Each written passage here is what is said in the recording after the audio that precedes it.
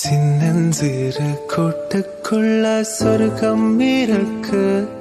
அட சின்ன சின்ன அன்பில் தானே ஜீவன் என்னும் இருக்கு.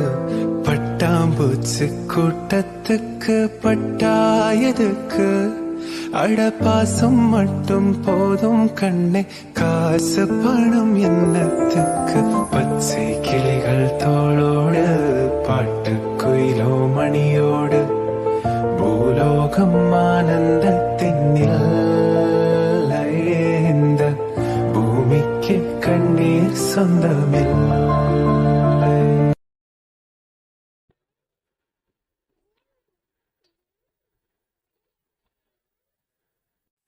இந்த வரேங்க. என்ன வேணும்? வயலுக்கு போகணும். ஒரு 5 கட்டி கொடுத்தீங்கன்னா பொழுதோட வரும்போது பணம் கொடுத்துட்றாங்கய்யா. அடே கோமுட்டி, கடன் கேட்கத்தான் காலையிலே காக்கா மாதிரி கத்துனியா? போடா போ, போய் எப்படி ஓரமாக நில்லு. போனி ஆகட்டும், அப்புறம் பார்ப்போம். ஐயா வந்துங்கய்யா, வீட்லேயும் எனக்கு இல்லைங்கய்யா. வீட்டில் ஒத்துப்பிள்ளக்காரி இருக்குது, அதுக்கு வாங்கி கொடுத்துட்டு போகலாம். அடே வவுத்து பிள்ளைக்காரியாக இருந்தா என்ன, யாராக இருந்தா என்னடா? போனி ஆகட்டும்னு சொல்கிறோம்ல. ஏனுங்க அவனும் சொல்கிறோம்ல வயிற்று பிள்ளைக்காரன் தொடுங்க. அடியே உனக்கு என்ன, வீட்டில் வேலை பார்க்காம இங்கே வந்து நாட்டம் விட்டுக்கிட்டு கிடக்க. உன் அப்பா விட்டு காசாக்கும். போடி வேலையை பாரு. சிச்சி, இவரும் ஒரு மனசனாட்டம். ஒரு பிள்ளைதாச்சுக்காரின்னு கூட பார்க்காம இந்த பேச்சு பேசுகிறாரு.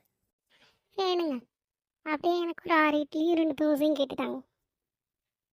இல்லை, நீயாச்சும் காசு வச்சிருக்கிறியா? இதோ வச்சிருக்கேனுங்க. வரதா வரதா, இதோ இவன் கேட்குறான் பாரு, அவனுக்கு என்ன வேணும் கிட்டி கொடு. இந்தாங்க, இதில் 6 இட்லியும் 2 தோசையும் இருக்கு. இந்தாங்கய்யா, முந்தா நாள் வாங்கினதுக்கும் சேர்த்து காசு எடுத்துக்கிட்டு கொடுங்கய்யா. என்னடா சம்பளம் வாங்கிட்டியா? சரி சரி கொண்டு.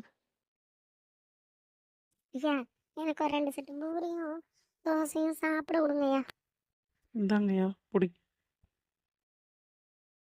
அம்மா, சாம்பார் தீந்துட்டுச்சு, கொஞ்சம் எடுத்துட்டு வாங்கம்மா. ஏப்பில சுமங்களா, அந்த சாம்பார் கொண்டுட்டு போய் கொடுத்துட்டு வா. அட போங்கம்மா, திருமணி சும்மா தானே இருக்கா, அவளை கொண்டே கொடுக்க சொல்லுங்க. ஏண்டி அவள் இப்போ தான் யானம் பூரா விளக்கிட்டு போட்டுட்டு போறா.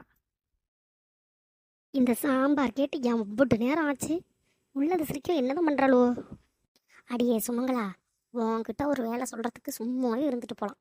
சாம்பார் எடுத்துகிட்டு கடைக்கு போனா. அடியே சுமங்களா, உன்கிட்ட ஒரு வேலை சொல்கிறதுக்கு சும்மாவே இருந்துட்டு போகலாம். சாம்பார் எடுத்துகிட்டு கடைக்கு போனா. தம்பி, நீ கேட்ட சாம்பார், ஒரு சாம்பார் எடுத்துகிட்டு வரத்துக்கு இவ்வளோ நாளைக்கு பார்த்துவீங்களோ அம்மா? அது இல்லைங்க, அடுப்படையில் வேலையாக இருந்தேன். காரணம் சொல்லாதீங்க கலெக்டர் அம்மா, உள்ள பாப்பா. அடியே சுமங்கல், உன்கிட்ட ஒரு வேலை சொல்கிறாங்க சும்மாவே இருந்துட்டு போகலாம். சாம்பார் எடுத்துகிட்டு கடைக்கு போனா.